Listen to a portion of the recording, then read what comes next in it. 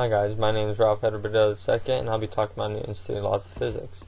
When looking at Newton's first law, he states that an object will stay at rest in a straight line or in a uniform motion unless acted upon from an outside object with a force. You can also look at Newton's first law as saying that the object must be in balanced forces to be stationary and will be in unbalanced forces when moving. When looking at the first picture, the golf ball is in balanced forces, which is just standing on the tee. Now looking at the second picture, the golf ball is now in unbalanced forces, which means that it was hit by the golf club, which is an outside object.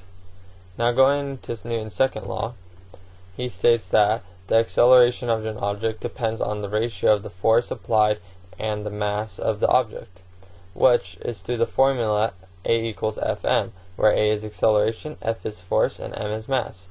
So in my example, I used a 50 Newton force by the golf club and a golf ball that weighs 0.05 kilograms.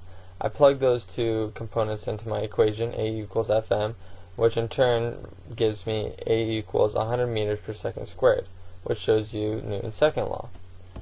Now moving to Newton's third law, he states that for every action there is an opposite and equal reaction.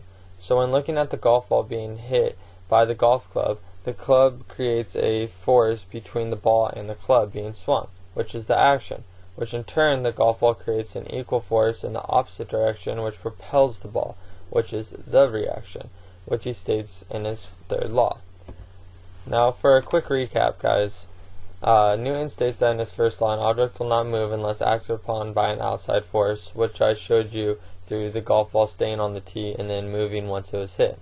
Now in Newton's second law, the acceleration of an object depends on the force and the mass of the object through F equals ma, which was shown once again by the golf ball and the golf club. Now thirdly, for every action there is an opposite and equal reaction.